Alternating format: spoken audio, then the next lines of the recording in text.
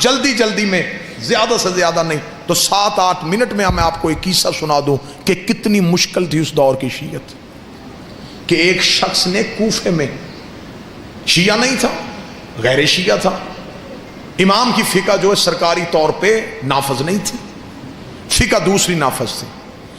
اس شخص نے غصے میں اپنی زوجہ کو طلاق دے دی. صبح کو اٹھ کے اس نے علماء سے رجوع کیا. حل،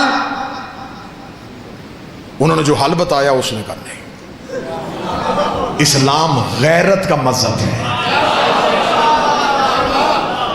ممبر کی تہذیب ہر بات کو کھولنے کی اجازت بھی نہیں دیتی. یہ تو مولوی کا شروع سے طریقہ کار ہے نا جی، کہ کوئی نہ کوئی رستہ تو اس نے نکال. ایک بندے نے مولوی سے جا کے کہا تھا، اس نے کہا مولوی صاحب میں نے غصے میں اپنی بیوی کو طلاق دے دی ہے. اس نے کہا جی یہ حل ہے. اس نے کہا یہ نہیں مولوی صاحب، اس کے علاوہ کوئی حل؟ اس نے کہا میں کیسے حل نکالوں؟ اس نے کہا اچھا مولوی صاحب حل کوئی نہیں، میری قسمت یہ 10,000 روپیہ مدرسے کے لیے چندہ لے کے آیا تھا، اگر کوئی حل نکل آتا تو شاید چندہ بھی دے دیتا. اس نے کہا اچھا مجھے بتا، طلاق کہا تھا یا طلاق کہا تھا؟ اس نے کہا جی میں نے طلاق کہا تھا. اس نے کہا تے سے نہیں ہوتی،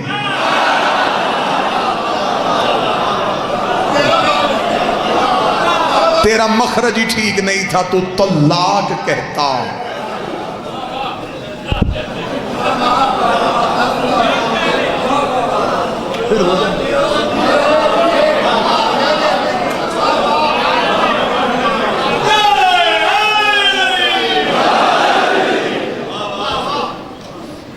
اقبال ہی نے کہا تھا نا کہ ملا تو ابلیس کو بھی برگلا دے. اب اس نے کہا کہ کوئی حل؟ انہوں نے کہا جی حل تو پھر یہی ہے. اس نے کہا یار کوئی کسی جگہ سے کوئی اور حل مل سکتا ہے؟ ایک شخص نے کہا ایک حل ہے، ایک فقہ ہے، سرکاری طور پہ نافذ نہیں، حکومت اس کی مخالف ہے، حکومت اسے کسی صورت میں نافذ نہیں ہونے دے رہی، بانی اس کا مدینے ہے.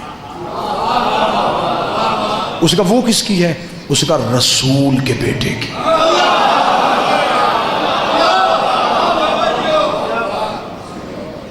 اب اس دور میں نہ پریس نہ میڈیا، اس نے کہا کوئی رسول کا بیٹا موجود ہے وہاں پہ؟ وہاں ہے. اس نے فوراً وہاں سے نکلا اور مدینہ وہاں پہنچا تو وہاں مدینے بازار میں ایک کوفے کے رہنے والے دکاندار سے ملاقات ہو گئی جو تجارت کے لیے مدینے تھا. اسے جا کے ویسے ہی حال احوال پوچھنے کے بعد بے نیازی میں کہنے لگا یار امام جعفر صادق، اس نے اتنا کہا. یا دکاندار نے دوڑ کے آ کے منہ پہ ہاتھ رکھا، منہ پہ ہاتھ رکھ کے شہر سے باہر لے گیا. شہر کے باہر تنہائی میں جا کے کھڑا کر کے کہنے لگا دوبارہ یہ نام نہیں لینا. کیوں؟ اس نے کہا تو نہیں جانتا، انہیں گھر میں پابند کر کے رکھا ہوا ہے، گلی میں فوجی ہے، مخبروں نے اس گلی میں کرائے پہ گھر لیے ہوئے ہیں کہ کون امام سے ملنے آتا ہے. حاکم کی طرف سے اتنی سختی ہے کہ جو نام لیتا ہے اگلے دن شہر میں اس کی لاش ملتی ہے. تو کوفے کا تھا اس لیے میں تجھے سمجھانے شہر سے آ گیا، واپس چلا جا، اب مدینے شہر کا رخ نہ کرنا. یہ کہہ کے وہ مدینے کی طرف چلا یا وہ شخص پیچھے چلا. اس نے کہا اب کہاں آ رہا ہے؟ اس نے کہا اب ملوں گا، اب یقین ہوگا یہ سچا ہے.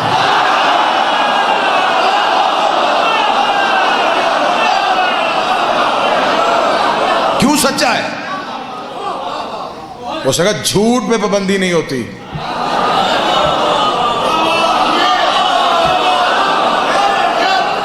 پابندی لگے یا کوئی لگوائے،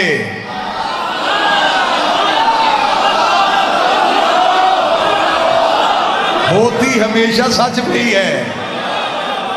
سچ ہوتا ہے کڑوا، حقیقت نکلنی بڑی مشکل ہوتی ہے. اس نے کہا وہ سچا ہے، اب اس سے میں نے ملنا ہے. اس نے کہا پھر ٹھیک ہے قتل کے لیے تیار ہو جا. اس نے کہا مر تو میں پہلے ہی گیا ہوں، اب میں ملوں ہی ملوں. وہ گیا، جا کے اس نے جب پتہ کرتا کرتا کرتا پہنچا تو حالت کیا ہے؟ گلی میں فوجی، چھتوں پہ سپاہی، تلواریں، मुखबरों की आंखें दरवाजों से, इतना वहशतनाक माहौल। वापस पलट आया, दूसरे दिन फिर वक्त तब्दील करके गया, हालात हुए। तीसरे दिन रात के वक्त गया, जिससे कहा नहीं, मुलाकात नहीं हो सकती, इतना सख्त पहरा, इतनी सख्ती। तीसरे दिन मदीने के बाहर बैठा सोच रहा था वापस जाऊं, नहीं मुलाकात होगी। या एक लम्हे के लिए जहन में ख्याल आया, आंखें बंद की, बंद करके अब लब नहीं हिल रहे, अब यहां से बोलना शुरू हुआ, तुझे तो पता है कि मैं मिलने आया,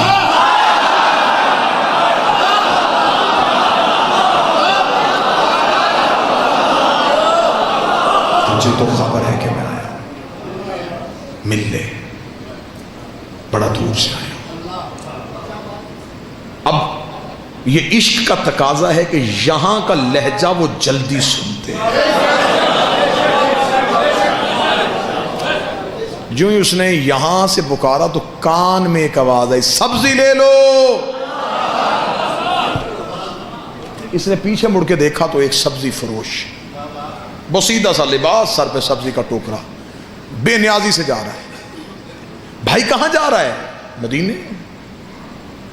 क्या करता है? उसका सब्जी बेचता हूं। भाई कभी मोहल्ला बनी हाशिम में गया है? रोज जाता हूं। कभी इमाम से मिला है? नहीं मिला तो नहीं हूं, लेकिन मैं चाहता हूं, क्योंकि मैं किसी से कोई मेरा ताल्लुक नहीं, मैं तो दुकानदार हूं, मैं सब्जी बेचता हूं। अच्छा, तुझे कोई रोकता नहीं?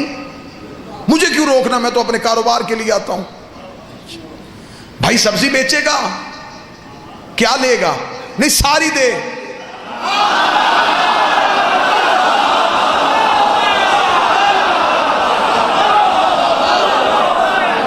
अब ये मजलिस का जो इतना पोर्शन है, इसका ताल्लुक है तुम्हारी रूह के साथ।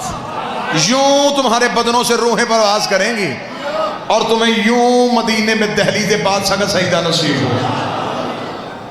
अच्छा, सारी सब्जी बेच। भाई लिबास बदल ले, ये मेरा नया लिबास है, कीमती है, ये ले ले, ये बसीदा लिबास दे दे।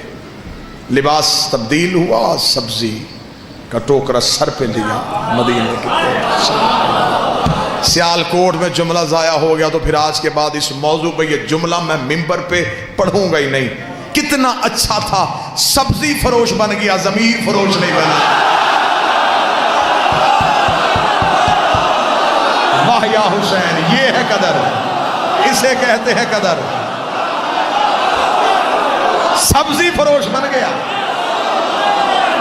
अकीदा फरोश नहीं बना।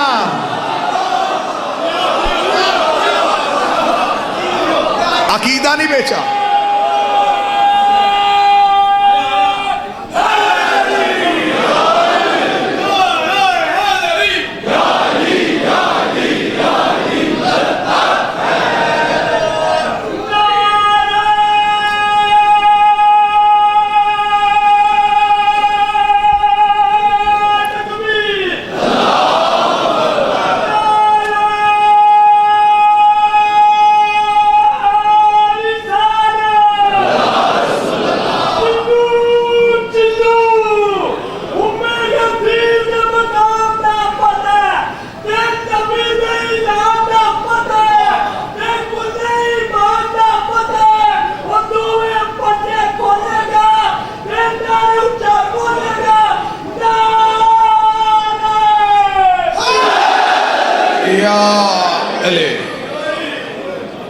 सब्जी फरोश बन के यूं मदीने में दाखिल हो, मदीने शहर में दाखिल, सब्जी ले लो, सब्जी ले लो, सब्जी ले लो। गुजरता गुजरता मोहल्ला बनी हाशिम तक पहुंचा। पहली चेक पोस्ट पे सिपाहियों ने रोका। अच्छा अच्छा अच्छा, सब्जी फरोश है, चल। अब मोहल्ले में कदम आ गया है, दिल की धड़कन कानों में सुन रही है, अपने ही पांव उठाना मुश्किल हो रहा है। जिसके लिए तरस रहा था वो लम्हा आ गया है, मुखबरों की आंखें भी देख रहा है। سپاہیوں کی تلواریں بھی نظر آ رہی ہیں، فوجیوں کے پہرے بھی ہیں، قدم بڑھتے چلے جا رہے ہیں۔ جو ہی دیکھا کہ دروازے کے سامنے سپاہیوں کا رش زیادہ ہے، ذہن میں پتہ چل گیا یہی کر رہے ہیں، یہ دروازہ ہے۔ اس دروازے کے سامنے پہنچا، سپاہیوں نے پھر روکا، تلاشی لی، گزرا۔ اب یوں دائیں طرف امام کا دروازہ ہے، سپاہیوں کے خوف سے دیکھ بھی نہیں رہا، گزر بھی رہا ہے۔ اگلا قدم دروازے سے آگے بڑھنے والا تھا، یا پھر یہاں سے بولا یہاں تک میں آ گیا ہوں، یہاں تک آنا میرے بس میں تھا، یہاں تک میں پہنچ گیا ہوں، اب گیا تو پھر میں چلا جاؤں گا، اب نہیں میں واپس آؤں گا، مجھے 3 دن ہو گئے تیرے انتظار میں، اب تو مجھ سے مل لے، چل جواب نہ بتانا مل تو لے، چل دیکھ تو لوں۔ ابھی یہ کہہ رہا تھا یا امام کی حویلی کا دروازہ کھلا، نوکر کی آواز آئی، سبزی فروش اندر آ، آج مولا نے سبزی دے کے لینی ہے۔ تو بیٹھا سیالکوٹ میں، آج میرے مولا نے سبزی دے کے لینی ہے۔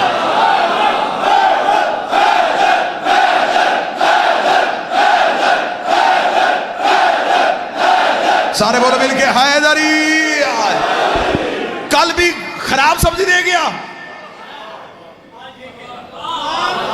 شرم نہیں آتی مدینے شہر میں رہتے ہوئے ایسا تجارت؟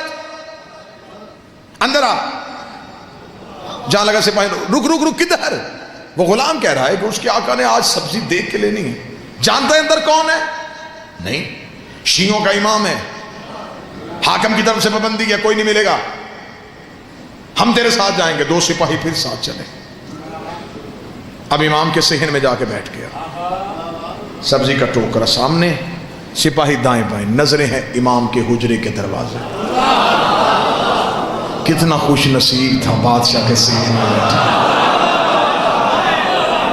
نظریں یوں حجرے کے دروازے پہ، اور دیکھ رہا ہے، دیکھوں گا، پوچھوں گا کچھ نہیں، دیکھو تو صحیح کہ محمد کیسے تھے۔ سنا ہے کہ علی بڑا خوبصورت تھا، حسن کے حسن کے بڑے چرچے، کہتے ہیں حسین بڑا کریم تھا۔ اس سے پتہ چل جائے گا یہ کیا ہے، یہ کون ہے، یہ کیسے ہیں۔ دل تیز تیز دھڑک رہا ہے، سانسیں بند ہو رہی ہیں۔ حجرے کا دروازہ کھلا، امام کا پہلا قدم صحن میں آیا، آنکھیں ایسے رک گئیں جیسے مصر کی عورتیں یوسف نے،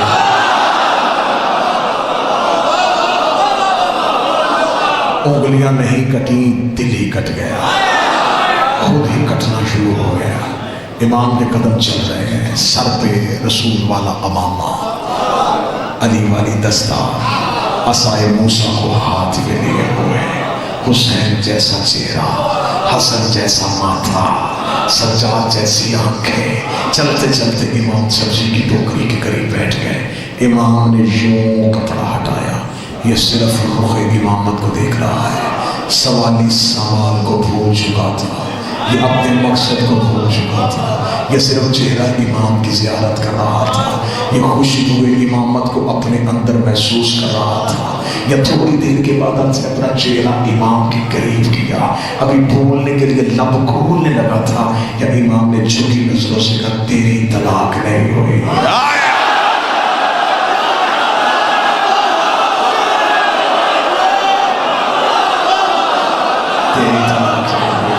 تیری طلاق نہیں ہوئی۔ امام نے اتنا جملہ کہا، آنکھیں چندھا کے کھولے، آہستہ سے کہنے لگا میں نے پوچھا تو نہیں۔ امام نے کہا ہم سوالوں کے محتاج ہیں۔ اب سپاہی سمجھ رہے تھے کہ سودا ہو رہا ہے، قریب چہرہ کر کے کہنے لگا 3 دن ہو گئے مجھے، آپ مل ہی نہیں رہے تھے۔ امام نے کہا تو ویسے پکار ہی نہیں رہا تھا۔ شیعت پھیر رہی ہے، شیعت کا ابتدا سنا، مولا آج واپس چلا جاؤں گا، آپ نے جواب دے دیا کہ نہیں ہوئی، شہر جاؤں گا، کوفے کا مفتی بڑا ظالم ہے، وہ مجھے کہے گا صرف نہیں سن کے آ گیا، دلیل تو لی کوئی نہیں، مولا کوئی دلیل دے۔ تاکہ اس کا منہ تو بند کر سکو.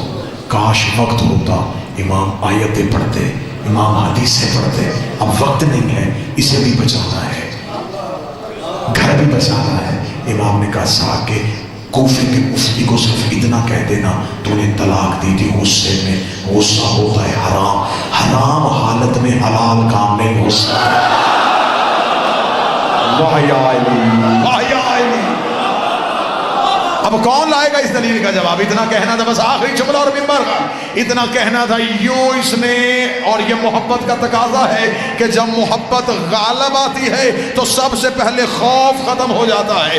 اب اسے سپاہیوں کا ڈر نہیں رہا. علی کہہ کے اٹھ کے کھڑا ہو گیا. سپاہیوں نے نیام سے تلواریں کھینچی, انہوں نے کہا ہمیں پہلے ہی پتا تھا تو جعفر صادق کا کوئی شیعہ ہے, بھیس بدل کے مدینے شہر میں آیا ہے. سپاہیوں نے گریبان سے پکڑ کے بدن کو گھسیٹنا شروع کیا.